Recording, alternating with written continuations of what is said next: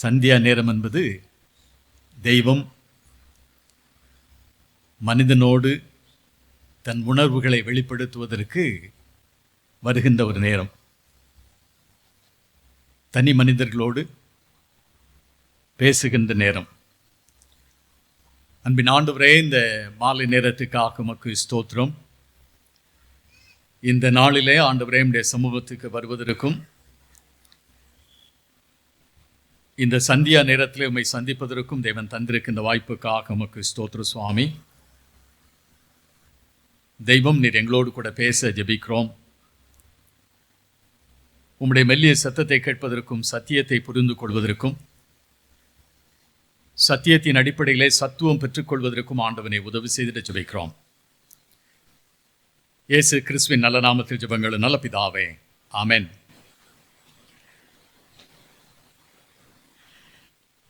நண்பர் சுவிசேஷ ஜெபக்குழுவின் கூடுகையிலே நீங்கள் பங்கெடுப்பதற்காக நான் ஆண்டவரை துதிக்கிறேன், ஆண்டவருக்கு நன்றி செலுத்துகிறேன். ஆடல் பாடல் நிறைந்த இந்த நாட்களின் கூட்டங்களிலே அமைதியாக ஆண்டவரை ஆராதிப்பதற்கும் இந்த தேசத்தை ஊடுருவி செல்வதற்கு இங்கிருந்து புறப்பட்டு செல்வதற்கும் தேவன் உங்களை அழைத்து வந்திருக்கிறார்.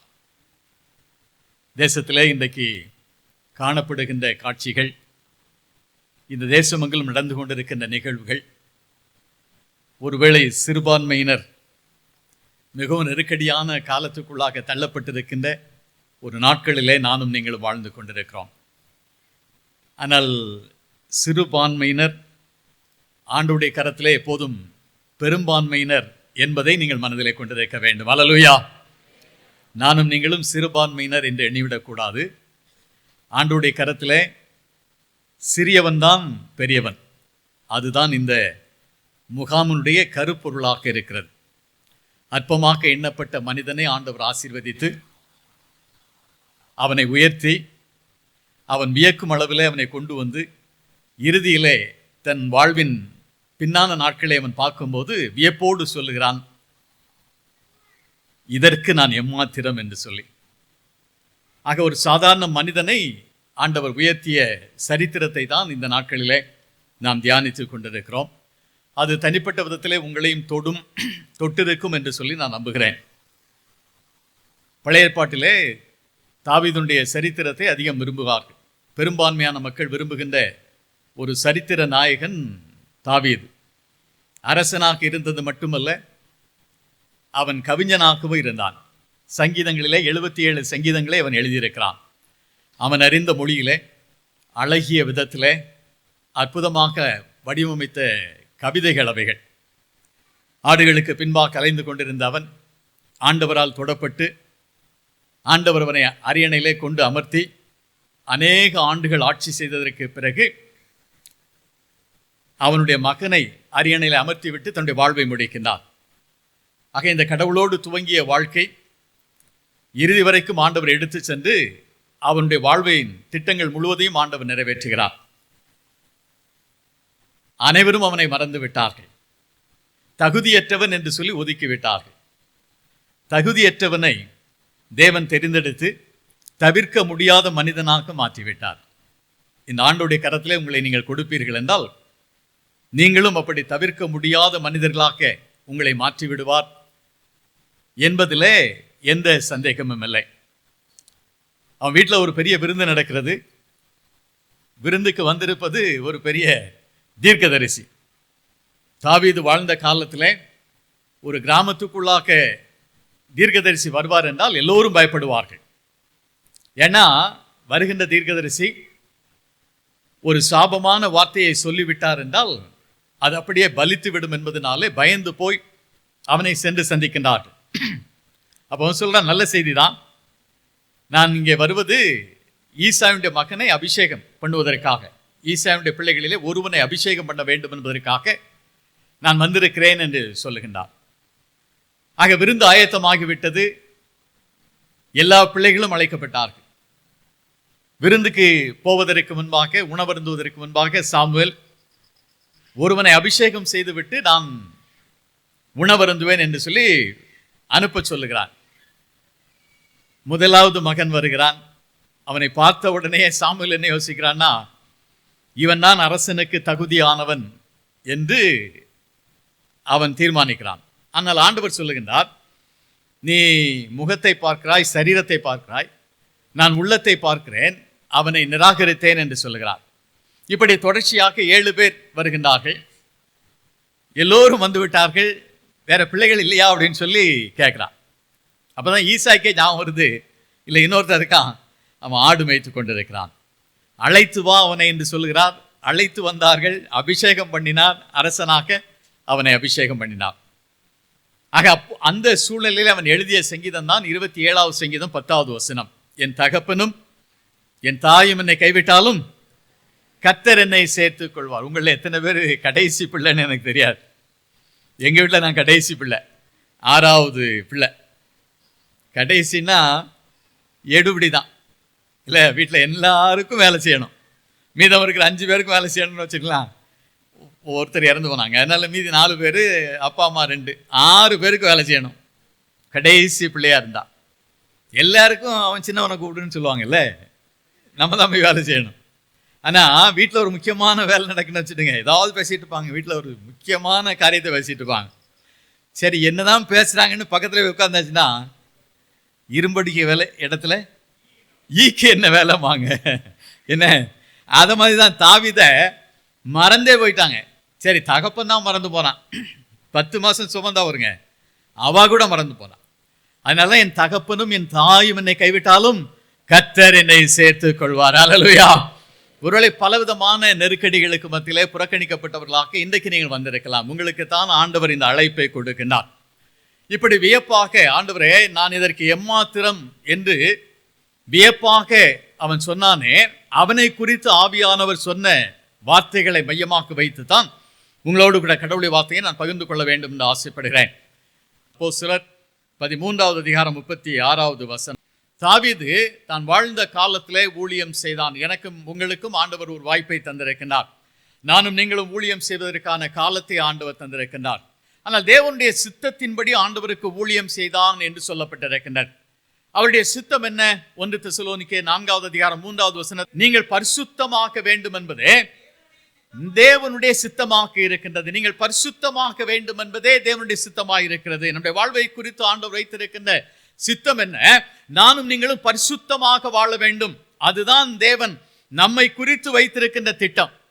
அதே தெசலோனிக்கேயர்கள் என்ன கடிதம் 4வது அதிகாரம் 7வது வசனத்துல, நீங்கள் அசுத்தத்திற்கல்ல பரிசுத்தத்திற்கென்று அழைக்கப்பட்டிருக்கின்றீர்கள். நீங்கள் அழைக்கப்பட்டதும் பரிசுத்தத்திற்காக.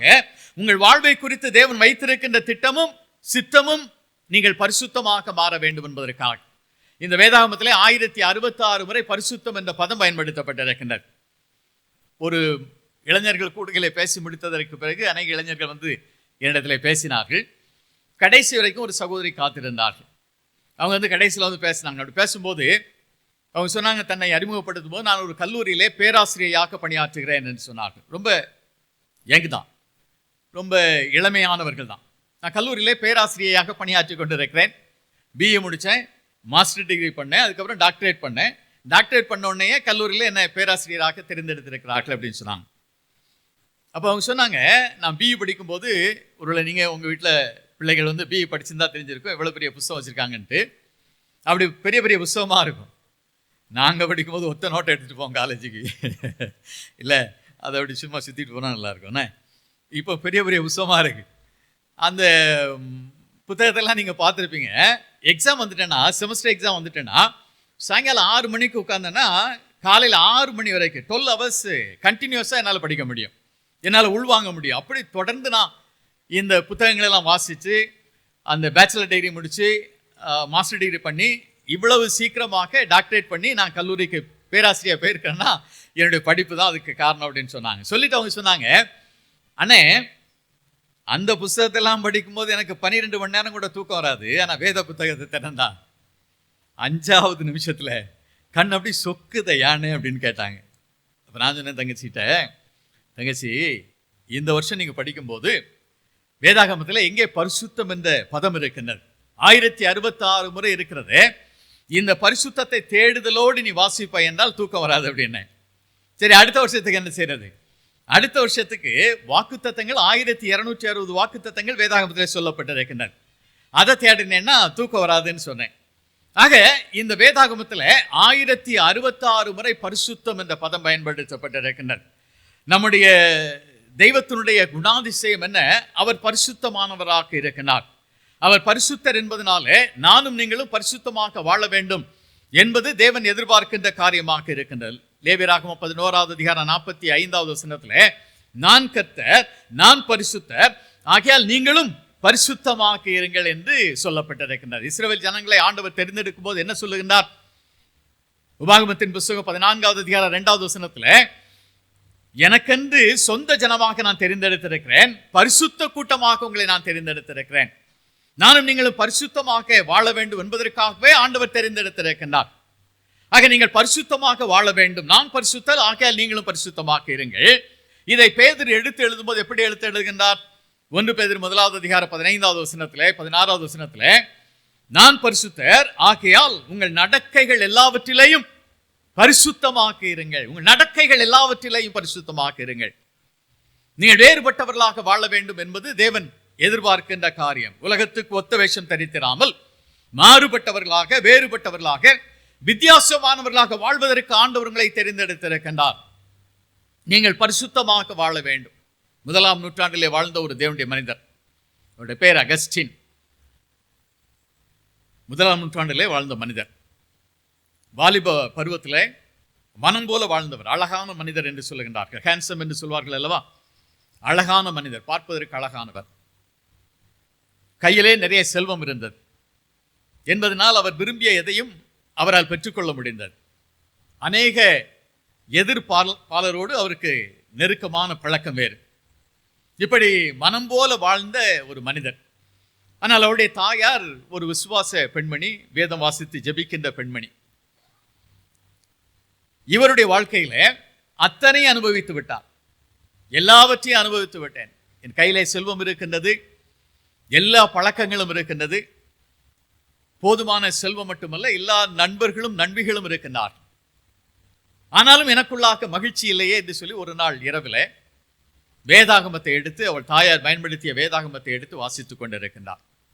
ரோமருக்கு எழுதின கடிதம் 13வது அதிகாரம் 12வது வசனத்திலிருந்து 14வது வசனம் வரைக்கும் உள்ள பகுதி அவருடைய உள்ளத்தை தொடுகின்றது. 6வது வாசிங்கள். 14வது வசனம், துரிச்சைக்கு உன் உடலை பேணாதிருந்து கர்த்தராகிய இயேசு கிறிஸ்துவை தரித்துக்கொள் என்று சொன்ன இந்த வசனம் அவருடைய உள்ளத்தை உடைத்தது. ஆண்டவருக்கு நேராக திரும்பினார். தன்னுடைய பாவங்கள் எல்லாம் அறிக்கை செய்து ஆண்டவரோடு ஒப்புரவாக்கினார். அதற்கு பிறகு அவருடைய வாழ்க்கை மாற ஆரம்பித்தது. ஒருவன் கிறிஸ்துவுக்குள் இருந்தால் புது சிருஷ்டியாயிருக்கிறான், பழையவைகள் எல்லாம் ஒளிந்து போயின, எல்லாம் புதிதாயின என்று சொல்லப்பட்டிருக்கின்றபடி அவருடைய வாழ்க்கை மாற ஆரம்பித்தது. தன்னை அர்ப்பணித்தார், ஆண்டவருடைய பணிக்கென்று தன்னை அர்ப்பணித்தார். ஒரு நாளிலே தன்னுடைய பட்டணத்திலே வீதியிலே நடந்து சென்று கொண்டிருக்கின்றார். அப்படி நடந்து சென்று கொண்டிருக்கும் போது ஒரு பெண்மணி தூரத்தில் நின்று அழைக்கின்றார். அகஸ்டின் என்று சொல்லி அழைக்கின்றார். இவர் காது கேட்காத மாதிரி போயிட்டே இருக்கிறார். மறுபடியுமாக சத்தத்தை உயர்த்தி அகஸ்டின் என்று அழைக்கின்றார். இப்பவும் செவிடர் மாதிரி போயிட்டே இருக்கிறார். இப்போ அவர் வேகமாக ஓடி வந்து இன்னும் கூப்பிடுறா. அவர் ஒன்றுமே கேட்காத மாதிரி போயிட்டே இருக்கிறார். வேகமாக ஓடி வந்து அவருக்கு முன்பாக நின்று கையை நீட்டி நிறுத்தி, அகஸ்டின், என்னுடைய சத்தம் உனக்கு கேட்கலையா? என் சத்தம் உனக்கு புரியலையா? எத்தனை முறை நான் அகஸ்டின் அகஸ்டின் என்று சொல்லி கூப்பிட்டேன்னு சொல்லி ரொம்ப கோபமா பேசிட்டே இருக்கிறான். பேசிட்டு கடைசியில் அவர் சொல்றா, எத்தனை இரவுகள் நீ என்னோடு கூட தங்கி இருக்கிறா, என் சத்தம் உனக்கு பிடிபடவில்லையா? இதுவரைக்கும் பொறுமையாக கேட்டுக்கிட்டு இருந்த அகஸ்டின் சொன்னாராம், அந்த அகஸ்டின் மரித்து போனான், இந்த அகஸ்டின் புதிய அகஸ்டின் தன்னுடைய வாழ்வை துவங்குகிறார். தன்னை ஒரு ஊழியனாக, முழுநேர ஊழியனாக அர்ப்பணிக்கின்றார். திருச்சபைகளை உருவாக்குகின்றார், திருச்சபைகளிலே பணியாற்றுகின்றார். மிகச்சிறந்த வேத வல்லுனர் என்று சொல்லுகின்றார்கள். 1ஆம் நூற்றாண்டிலே வாழ்ந்த மிகச்சிறந்த வேத வல்லுனர் என்று சொல்லுகின்றார்கள். அவருடைய மறைவுக்கு பிறகு இந்த திருச்சபை உலகம் அவரை பார்த்து சொன்னது செயின்ட் அகஸ்டின், பரிசுத்த அகஸ்டின். பாவமான உலகத்திலே பாவத்திலேயே தன்னுடைய வாழ்க்கையை துவங்கின இந்த மனிதர் ஒரு நாளிலே தேவனை சந்தித்ததினாலே இந்த வாழ்வின் முடிவில் அவரை பார்த்து இந்த உலகம் சொல்லுகின்றது, இவர் பரிசுத்தவான். நானும் நீங்களும் பரிசுத்தமாக வாழ்வதற்கு தேவனால் தெரிந்தெடுக்கப்பட்டிருக்கிறோம். நானும் நீங்களும் பரிசுத்தமாக வாழ வேண்டும் என்பதே தேவனுடைய சித்தமாக இருக்கின்றது. எபிரேயர்களுக்கான கடிதம் 12வது அதிகாரம் 14வது வசனம் என்ன சொல்லுகின்றது? பரிசுத்தம் இல்லாமல் ஒருவனும் தேவனை தரிசிக்க முடியாது. மத்தேயு நற்செய்தி 5வது அதிகாரம் 8வது வசனம் என்ன சொல்லுகிறது? இருதயத்திலே சுத்தம் உள்ளவர்கள் பாக்கியவான்கள், அவர்கள் தேவனை தரிசிப்பார்கள். பரிசுத்தம் இல்லாமல் இந்த கடவுளை சேவிக்க முடியாது. உன்னை ரட்சித்திருப்பதற்கு காரணம் நீ பரிசுத்தமாக வாழ வேண்டும் என்பதற்காக. இந்த பரிசுத்தத்தை எப்படி பெற்றுக்கொள்வது? வேதத்தை வாசிப்பது மூலமாகத்தான் இந்த பரிசுத்தத்தை பெற்றுக்கொள்ள முடியும். மறுபடியும் மறுபடியும் வேதத்தை வாசிக்க வேண்டும். ஒருவேளை செய்திகளை கேட்கலாம், நல்ல கூட்டங்களிலே நீங்கள் பங்கெடுக்கலாம், ஞாயிறு ஆராதனையிலே நீங்கள் பங்கெடுக்கலாம். இவைகளெல்லாம் ஆவிக்குரிய நிலையிலே உங்களை வளப்படுத்தும். ஆனால் உங்களை பரிசுத்தப்படுத்த வேண்டுமானால் எத்தனை முறை இந்த வேதத்தை வாசிக்கின்றீர்களோ அந்த அளவுக்குத்தான் உங்களை பரிசுத்தமாக காத்துக்கொள்ள முடியும். ஒரு தாத்தா எப்பவுமே பைபிள் வச்சு வாசிட்டே இருப்பார். தன்னுடைய வீட்டில் வாசல்ல, தெருவில் அந்த வாசல், அதனால படியில் உட்கார்ந்து வாசிட்டே இருப்பார். ஏதோ ஒரு இளைஞன் பார்த்துட்டே இருந்திருக்கான். போகும்போது வரும்போது பார்க்குறான், என்னடா இந்த தாத்தா எத்தனை வருஷமா அந்த புத்தகத்தை போல் வாசிட்டு இருக்காரு அப்படின்னு தாத்தாட்ட வந்து ஒரு நாள் கேட்குறான். தாத்தா, இவ்வளோ ஒரு புத்தகத்தை வச்சு வாசிக்கிறீர, எல்லாம் மனப்பாடம் பண்ணிட்டேரான்னு கேட்குறான். ஒரு நக்கலாக தான் வந்து கேட்டான். உடனே தாத்தா சொன்னாரா, நான் பதில் சொல்கிறதுக்கு முன்னால் எனக்கு ஒரு சின்ன வேலை செய்யணும் அப்படின்னாரான். என்ன வேலை தாத்தா அப்படின்னு கேட்டான். அப்போ தாத்தா சொன்னாரான், அந்த கிணத்து பக்கத்தில் ஒரு தொட்டி இருக்குது, தொட்டி நிறைய தண்ணி இருக்குது. நீ போகிற பாதையில் இந்த அடுப்பு கறி வைக்கக்கூடிய ஒரு கூடை ஒன்று இருக்குது. அந்த கூடை நிறைய அடுப்பு கறி இருக்குது. நீ என்ன செய்ய, அந்த அடுப்பு கறியெல்லாம் கீழே கொட்டிட்டு இந்த மூங்கில் கூடையை நீ எடுத்துகிட்டு போய் அந்த தொட்டியிலேருந்து தண்ணியை கோரி, கொஞ்சம் நெல்லிக்கண்ணு வச்சுருக்கேன், பக்கத்தில் ஒரு 2 மாங்கன்று இருக்குது, கொஞ்சம் ஊற்றிடு தண்ணி அப்படின்னாராம். இளைஞன் சொன்னானா, அது எப்படி தாத்தா, மூங்கில் கூடையில் எப்படி தண்ணி அள்ளிட்டு போக முடியும்? சரி, நான் சொல்கிறேன்லாம், நீ முயற்சி பண்ணா அப்படின்னாராம். சரி, தாத்தாட்டையும் கேட்டுட்டோம், இன்னும் வேறு வழியே இல்லை அப்படின்னு சொல்லி நினச்சிருக்கான். அந்த கூடையில் இருந்த எல்லா கறியும் கீழே கொட்டிட்டு அந்த கூடையை கொண்டு போய் தொட்டியில் இருக்கிற தண்ணியை கோரி நெல்லிக்கண்ணுக்கு ஊற்ற போகிறான். அது போய் சேருமா? முதல்ல கொஞ்சம் ஸ்லோவாக போய் பார்த்தான், வேகமாக போய் பார்த்தான், ஒரு 10-15 தடவை ஓடியும் பார்த்துட்டான், தண்ணி போய் சேரலை. தாத்தாட்ட வந்து கோபமாக பேசுகிறான். தாத்தா, நான் ஏற்கனவே சொன்னேன்ல, மூங்கில் கூடையில் எப்படி தண்ணி எடுத்துட்டு போக முடியும்? அது கொஞ்சம் கூட நாங்கள் கொண்டு போய் சேர்க்க முடியல அப்படின்னா. அப்போ சொன்னாரா, அந்த மூங்கில் கூடை முதல்ல எப்படி இருந்து, நீ இந்த கறியை கீழே கொட்டும் போது எப்படி இருந்துன்னு கேட்டாரான். கருப்பாக இருந்து. மூங்கில் கூடை இப்போ எப்படி இருக்கு? அந்த மூங்கில் நிறத்துக்கே வந்துட்டு வெள்ளையாக மாறிடுச்சு. நான் இந்த வேதத்தை வாசிப்பதனாலே அத்தனையும் என் மனதுக்குள்ளாக இருக்கிறது என்பதல்ல, நிறைய வெளியே போயிட்டே இருக்கு, நினைவில் இல்லவே இல்லை. ஆனால் ஒன்று மட்டும் நடக்கிறது, என்னை பரிசுத்தப்படுத்தி கொண்டே இருக்கின்றார். அல்லேலூயா. இந்த வேதத்தை வாசிக்காதபடிக்கு பரிசுத்தமாக மாற முடியாது. நானும் நீங்களும் ஆண்டவருடைய சன்னிதானத்தில் அமர்ந்திருந்து சமயம் கொடுத்து வேதத்தை வாசிக்க வேண்டும். வேதத்தை வாசிக்க வாசிக்க தேவன் உங்களை பரிசுத்தப்படுத்தி கொண்டே இருக்கின்றார் என்பதனாலே நீங்கள் வேதத்தை வாசிக்க வேண்டும். வேதத்தை விட்டு விலகும் போது பாவத்திலே வீழ்வதற்கான வாய்ப்புகள் அநேகம் இருக்கின்றன. தாவீது எப்படி பாவத்திலே விழுந்தான்? தேவனுடைய சித்தத்தின்படி ஊழியத்தை செய்தான் என்று வர்ணிக்கப்பட்டிருக்கின்ற, ஆவியானவரால் சித்தரிக்கப்பட்டிருக்கின்ற தாவீது எப்படி பாவத்திலே வீழ்ந்தான்? வேதத்தை நிராகரித்ததனால் பாவத்திலே வீழ்ந்தான். அது எப்படி நாம் அறிந்து கொள்ளலாம்? உபாகமத்தின் புத்தகம் 17வது அதிகாரம் 17வது வசனத்துல ராஜா எவ்விதமாக இருக்க வேண்டும் என்பதை கடவுள் சொல்லுகின்றார். 14வது வசனத்திலே இருந்து 20வது வசனம் வரைக்கும் ஒரு மன்னன், யூதர்களை ஆளுகின்ற மன்னன் எவ்விதமாக இருக்க வேண்டும் என்பதை கடவுள் கட்டளையாக கொடுக்கின்றார். அதிலே 17வது வசனத்துல மன்னன் எவ்விதமாக இருக்க வேண்டும், மன்னன் மற்ற மன்னர்களைப் போல அதிக பெண்களை அவன் கொள்ளக்கூடாது, செல்வத்தை திரளாக சேர்க்கக்கூடாது என்று சொல்லி ஆண்டவர் தெளிவாக கட்டளையிட்டு இருக்கின்றார். ஆனால் தாவீது என்ன செய்யறான்? எருசலேமுக்கு வந்ததற்கு பிறகு 2 சாமுவேல் புத்தகம் 5வது அதிகாரம் 12-13வது வசனத்தை வாசிப்பீர்கள் என்றால் அதிலே சொல்லப்பட்டிருக்கின்றார். எருசலேமுக்கு வந்ததற்கு பிறகு அநேக மறு மனையாட்டிகளை கொண்டான் என்று சொல்லப்பட்டிருக்கின்றது. இஸ்ரவேல் ஜனங்களுக்கு ராஜாவுக்கு ஆண்டவர் கொடுத்திருக்கின்ற கட்டளை என்ன? அநேக பெண்களை கொள்ளக்கூடாது. அவன் எப்ரோன்ல இருக்க வரைக்கும் ஒழுங்கா தான் இருந்தான். எப்ரோன்ல இருக்க வரைக்கும் அவன் யூதர்களுக்கு யூத குலத்திற்கு மட்டும் தலைவனாக இருந்தான். எருசலேமுக்கு வந்ததற்கு பிறகு 12 கோத்திரங்களுக்கு தலைவனானான். அவன் ஆண்டுடைய கட்டளையை மீறிவிட்டான் என்பதனாலே பாவத்திலே விழுந்தான். தொடர்ந்து நீங்கள் வாசிப்பீர்கள் என்றால் 11வது அதிகாரத்திலே அவன் 2 பாவங்களை செய்தான் என்று சொல்லப்பட்டிருக்கிறது. 12வது அதிகாரத்திலே மறுபடியும் ஆண்டவருக்கு நேராக திரும்பினான் என்பதை நாம் வேதத்திலே வாசித்து அறிந்து கொள்ளலாம். 7 நாட்கள் ஆண்டுடைய பாதத்திலே காத்து கிடந்தான். தான் செய்த பாவத்திலே இருந்து மன்னிப்பை பெற்றுக் கொள்வதற்கு ஆண்டுடைய பாதத்திலே காத்து கிடந்தான், உபவாசித்து காத்து கிடந்தான் என்று சொல்லப்பட்டிருக்கின்றார். அந்த குழந்தைக்காக கெஞ்சி பிரார்த்திக்கிறான். அந்த சூழ்நிலையில அவன் எழுதிய சங்கீதங்கள் தான் 51வது சங்கீதம், 32வது சங்கீதம். 51வது சங்கீதம் 12வது வசனம் என்ன சொல்லுகிறது? இரட்சணியத்தின் சந்தோஷத்தை திரும்ப எனக்கு தந்து உற்சாகமான ஆவி என்னை தாங்கும்படி செய்யும். பாவத்தில் விழுந்து விட்டேன் ஆண்டவரே, அந்த மகிழ்ச்சியை நான் இழந்து போனேன். உம்மால் பெற்றுக்கொண்ட சந்தோஷத்தை, சமாதானத்தை இழந்து போனேன். எனக்கு மறுபடியும் ரட்சிப்பின் சந்தோஷத்தை தாரும், என்னை மன்னித்து ரட்சியும், மறுபடியும் அந்த உற்சாகமான ஆவியை தாரும் என்று எழுதுகின்றார். ஒரு இரும்பு கம்பி எடுத்தீங்கன்னு வச்சுக்கலாம். இரும்பு கம்பி எடுத்து நெருப்புல வச்சா அது என்ன ஆகும்? சிவப்பா மாறிடும்ல. அந்த கம்பியை எடுத்து அப்படி தண்ணியில வச்சிங்கன்னா அது மறுபடியும் கருப்பாயிடும். மறுபடியும் அந்த கம்பியை கொண்டு நெருப்புல வச்சிங்கன்னா அது சிவப்பாகும். மறுபடியும் தண்ணியில் வச்சா அது கருப்பாயிடும். இப்படி பல முறை நீங்கள் செஞ்சீங்கன்னா அந்த கம்பியை கையை வச்சு உடைச்சிடலாம். அதனுடைய பலன் பேர் அப்படின்றாங்க. பாவத்திலே வீழ்ந்து மறுபடியும் மன்னிப்பை பெற்று, பாவத்திலே வீழ்ந்து மன்னிப்பை பெற்று, பாவத்திலே வீழ்ந்து மன்னிப்பை பெற்று வாழ்ந்து கொண்டிருப்பாய் என்றால் உன் வல்லமையை நீ இழந்து போவாய். ஆண்டவருடைய சமூகத்திலே அவன் ஜெபித்தான். தேவனுடைய சித்தத்தின்படி ஆண்டவருக்கு ஊழியம் செய்ய வேண்டும். அடுத்து அவன் செய்த காரியம் என்ன? அவன் தேவனுடைய சித்தத்தை செய்வதற்கு அவரை கனப்படுத்தினான் என்பதை அவனுடைய சரித்திரத்திலே நான் வாசிக்கலாம்.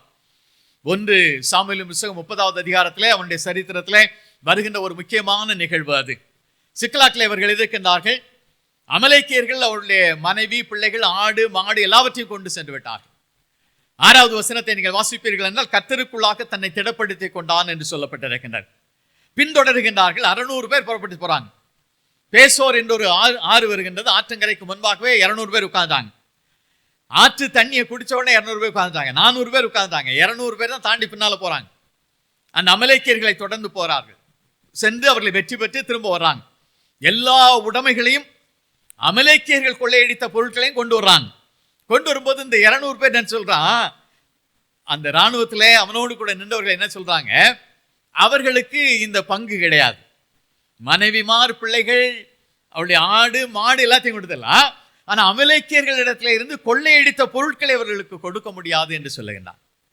இப்ப தாவீது என்ன சொல்றான், இல்ல இது கடவுள் கொடுத்த வெற்றி, நான் சம்பாதித்ததல்ல, நீங்கள் சம்பாதித்ததல்ல, இது கடவுள் கொடுத்த வெற்றி என்பதனாலே கடவுளுடைய பிள்ளைகள் எல்லாருக்கும் அது சொந்தமாக்கும் என்று சொல்லுகிறான். அல்லேலூயா. அதற்கு பிறகு அது பிரமாணமாகிற்று என்று சொல்லப்பட்டிருக்கிறது. 1 சாமுவேல் 2வது அதிகாரம் 30வது வசனம் என்ன சொல்கிறது, என்னை கனம் பண்ணுகிறவர்களை நான் கனம் பண்ணுவேன். இந்த ஆண்டவரை அவர் கனப்படுத்தினதனாலே ஆண்டவர் அவரை கனப்படுத்துகின்றார். நானும் நீங்களும் வாழ்க்கையில எடுக்கின்ற தீர்மானங்கள் ஆண்டவரை மையப்படுத்தி அவருக்கு பரிசுத்தமாக வாழ்ந்து அவரை கனப்படுத்துகின்றதாக அமைய வேண்டும் என்பது தேவன் எதிர்பார்க்கின்ற காரியம். என்னை கனம் பண்ணுகிறவர்களை நான் கனம் பண்ணுவேன். இந்த ஆண்டவரை நீ கனப்படுத்துவாய் என்றால் இந்த ஆண்டவர் உன்னை கனப்படுத்துவார். அதனால பின்னான வாழ்க்கையில அவன் திரும்பி பார்த்து சொல்லுகிறான், இதற்கு நான் எம்மாத்திரம் ஆண்டவரே, நானும் என் குடும்பமும் என்னுடைய வீடும் எம்மாத்திரம் என்று சொல்லுகிறான்.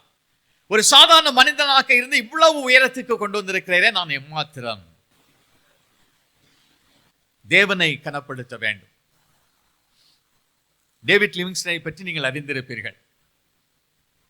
ஸ்காட்லாண்டை சேர்ந்தவர். ஆப்பிரிக்க தேசத்துக்குள்ளாக செல்லுகின்றார். சீனாவுக்கு செல்ல வேண்டும் என்பது அவருடைய விருப்பம். ஆனால் ஆண்டவர் ஆப்பிரிக்க தேசத்துக்கு எடுத்து செல்கின்றார். ஆப்பிரிக்க காடுகளுக்குள்ளாக 16 ஆண்டுகள் நடந்திருக்கிறார். எவ்வளவு மைல் தெரியுமா?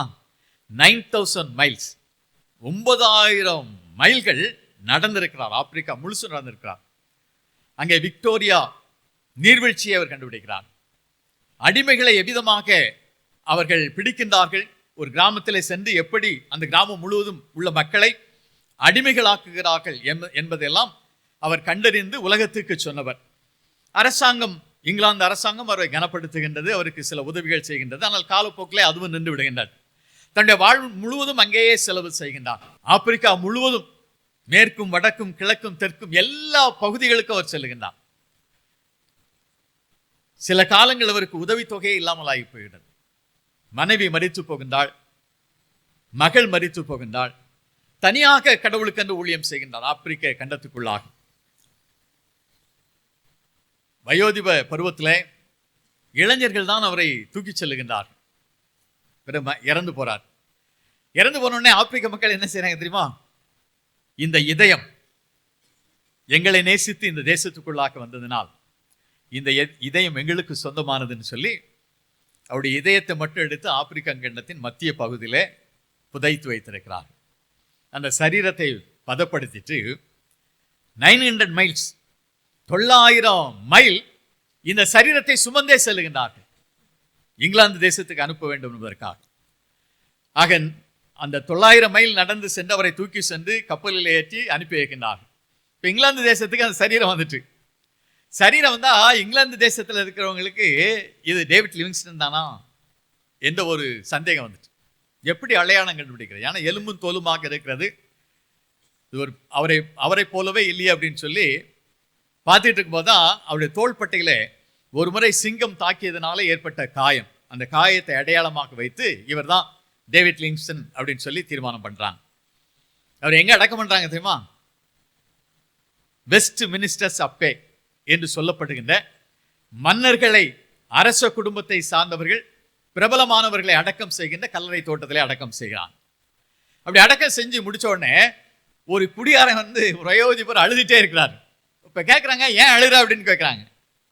அப்போ அவன் சொல்றா, நாங்கள் 2 பேரும் ஒன்றா ஸ்கூலில் படித்தோம், என் பக்கத்தில் தான் உட்காந்து தான் டேவிட் லிவிங்ஸ்டன்.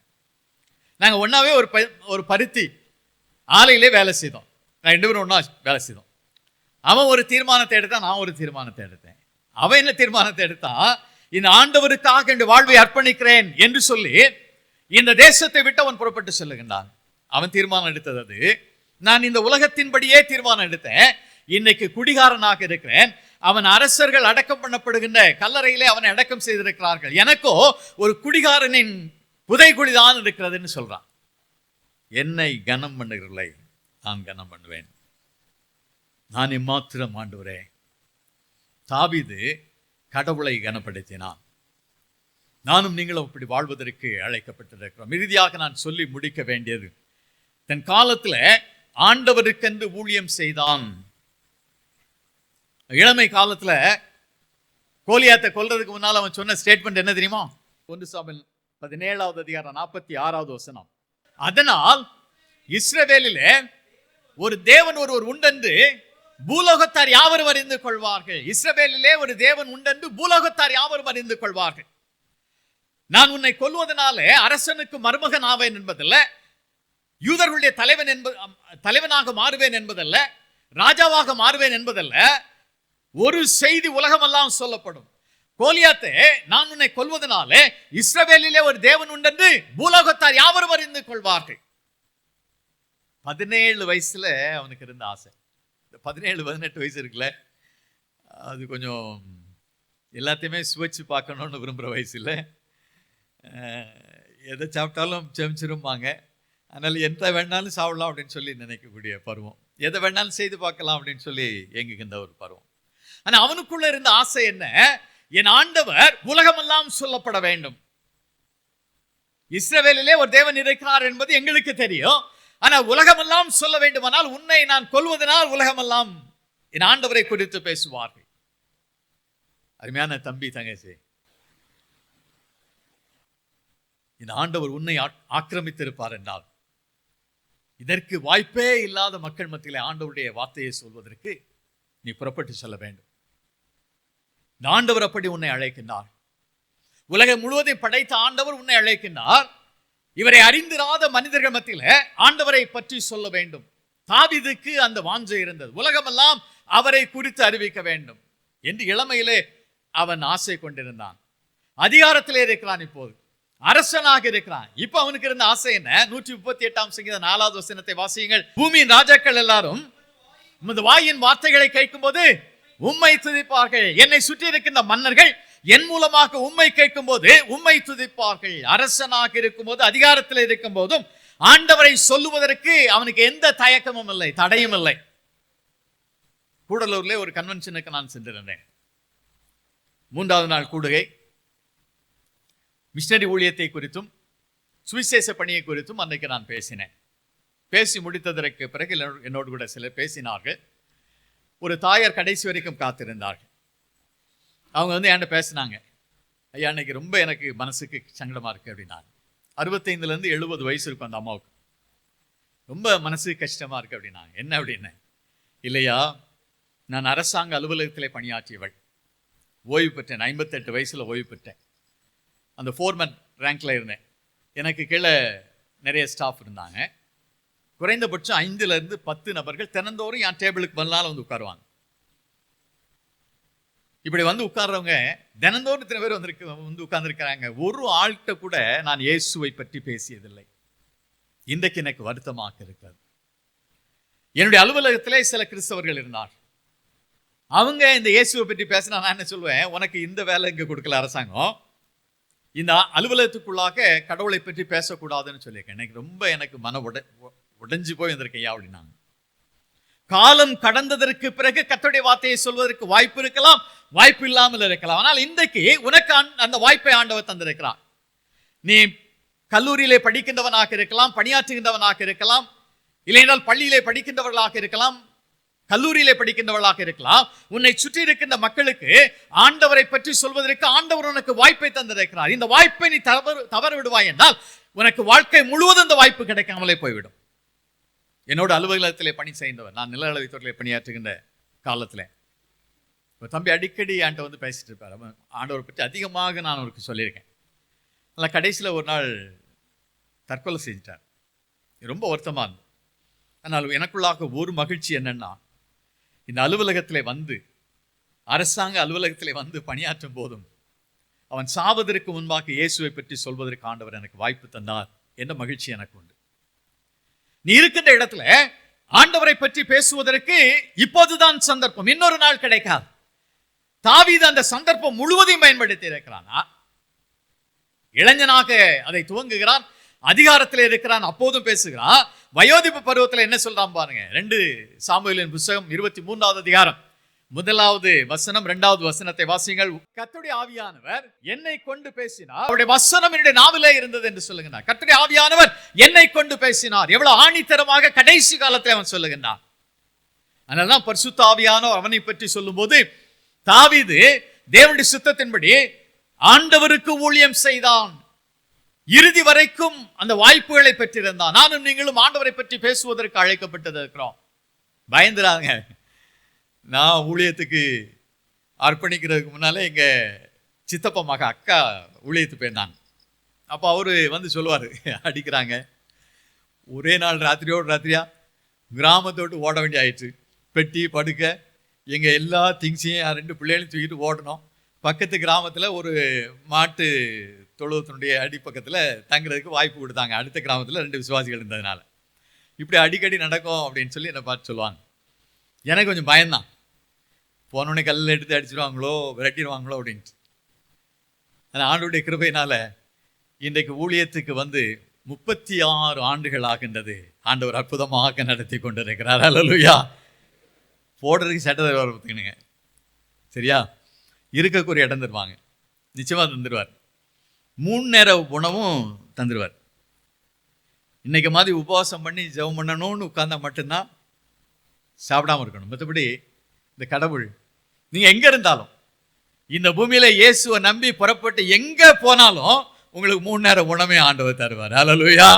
ஏனென்றால் அவர் இந்த உலகத்தை படைத்த ஆண்டவர். அழிகின்ற மனிதர்களை குறித்த பாரத்தை நமக்கு தந்திருக்கின்றாரே. நம்முடைய இந்த காலத்தில் இந்த தேசம் முழுவதும் ஆண்டவரை பற்றி சொல்ல வேண்டும் என்பது தேவன் எதிர்பார்க்கின்ற காரியமாக இருக்கின்றது. தேவனற்றவர்களாக இந்த தேசத்துக்குள்ளாக எத்தனையோ மனிதர்கள் மரணத்துக்கு நேராக சென்று கொண்டிருக்கிறார்கள். கங்கை நதிக்கு நீங்க போனீங்கன்னா கொண்டு பிரேதத்தை தோண்டு தூக்கிப்படுவாங்க. பிரேதத்தை மட்டும் தூக்கிப்பட மாட்டாங்க, தாத்தா செத்து போவார்னா எல்லாரும் சேர்ந்து வந்து பூஜை பண்ணி கங்கை நதியிலே விட்டுருவாங்க. தாத்தா அப்பவே போயிடுவார். தேசத்துல நடந்து கொண்டிருக்கின்றது. தேவனற்றவர்களாக இந்த தேசத்துல எல்லா மூலைகளிலேயும் வாழ்ந்து கொண்டிருக்கின்றார்களே, இயேசுவை பற்றி சொல்வதற்கு வாருங்கள் என்று ஆண்டவர் அழைக்கின்றார். இந்த உலகத்தை படைத்த ஆண்டவர் உன்னை ரட்சித்திருப்பது உண்மையானால் இந்த படைத்த ஆண்டவருக்காக நான் ஊழியத்துக்கு புறப்பட்டு செல்வேன் என்று தீர்மானிக்க வேண்டும். இது ஒரு கடுமையான தீர்மானம் தான். ஆனால் இளமையிலே அப்படி தீர்மானம் எடுத்தவர்களை ஒரு நாளும் ஆண்டவர் கைவிட்டதில்லை, ஒரு நாளும் கைவிட்டதில்லை. மகாராஷ்டிரா மாநிலத்துக்குள்ளாக 84ஆம் ஆண்டு சென்ற ஒரு தேவனுடைய மனிதர் 363 சபைகளை ஸ்தாபித்திருக்கிறார். வாரின மக்கள் மத்தியிலே ஒரு பெரும் மாற்றத்தை கொண்டு வந்திருக்கிறார். அரசாங்கம் சொல்லுகின்றது, நாங்கள் செய்ய முடியாததை நீ செய்திருக்கின்றாய். முதலமைச்சர் அழைத்து அதை சொல்லுகின்றார், இந்த அரசாங்கம் செய்ய முடியாதது, இந்த ஆதிவாசி மக்கள் குடிப்பழக்கத்திலிருந்து விபச்சாரத்திலிருந்து வெளிவர முடியாது என்று தீர்மானமாக இருந்த எங்களுடைய அரசாங்கம் செய்ய முடியாததை நீ செய்திருக்கிறாய்.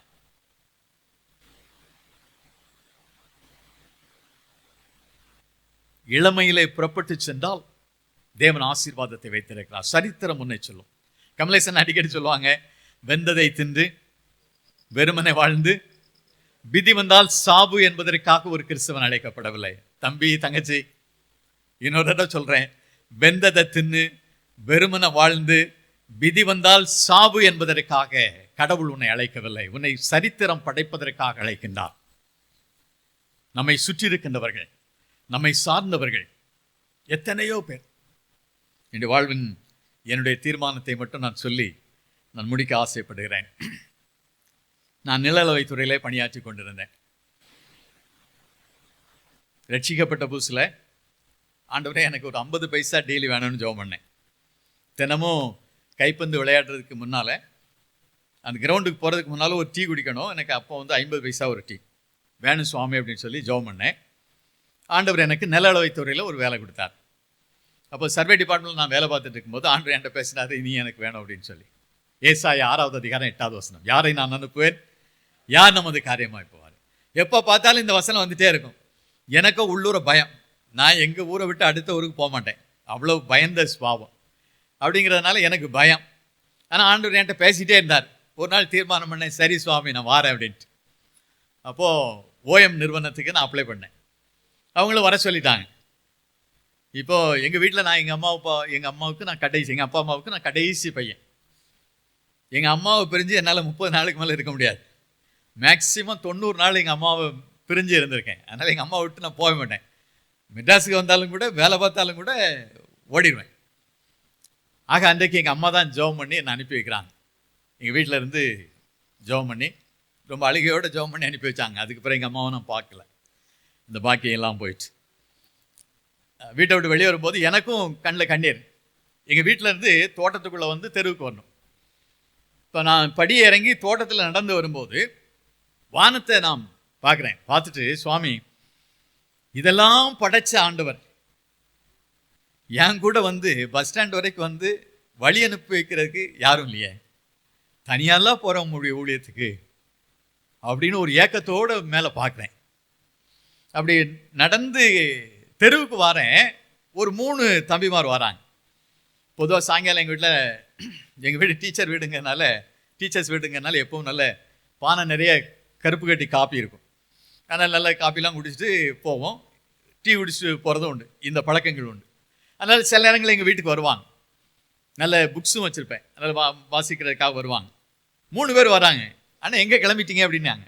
நான் சொன்னேன், ஊழியத்துக்கு போகிறேன் அப்படின்ட்டு. அப்போ அவங்க சொன்னாங்க, நாங்கள் கொண்டு வந்து உங்களை பஸ் ஸ்டாண்டில் போய் பஸ் ஏற்றி விடுறோம் அப்படின்னு சொல்லி என் கூட நடந்து வந்து பஸ்ஸில் ஏறுற வரைக்கும் என் கூட இருந்து என்னை அனுப்பி வச்சாங்க. நான் பஸ்ஸில் ஏறினதுக்கு பிறகு ஆண்டவர் என்கிட்ட பேசினார். என்ன வசனம் அப்படின்னா, யோசுவாவின் புத்தகம் 1வது அதிகாரம் 5வது வசனம், நீ உயிரோடு இருக்கும் நாளெல்லாம் ஒருவனும் உனக்கு முன்பாக எதிர்த்து நிற்பதில்லை. நான் மோசையோடு இருந்தது போல உன்னோடு கூட இருப்பேன். நான் உன்னை விட்டு விலகுவதும் இல்லை, உன்னை கைவிடுவதும் இல்லை. ஏற்கனவே சொன்ன மாதிரி 36 ஆண்டுகள் ஆகிவிட்டது. இந்த ஆண்டவன் நடத்துகிறார். 5வது வசனம் மட்டும் இல்லை, 9வது வசனம் சொல்லுகின்றது, நீ போகும் இடமெல்லாம் உன் தேவனாய கர்த்தர் உன்னோடு கூட வருகிறார். இதான் ஏன் அன்றைக்கு நான் வேலையை விட்டு தனியாக ஊழியத்துக்கு நான் புறப்பட்டு செல்லும்போது ஆண்டவர் பேசிய வார்த்தை, இன்றைக்கு 36 ஆண்டுகளுக்கு பிறகு நான் உங்கள் மத்தியிலே வந்து நிற்கிறேன்.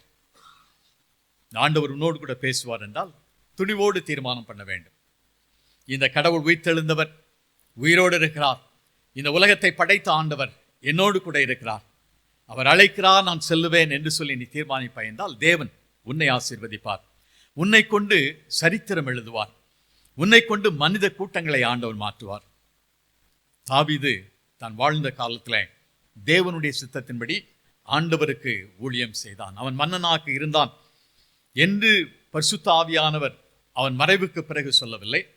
நன்றாக நிர்வாகம் பண்ணினான் என்று அவர் குறிப்பு வைக்கவில்லை.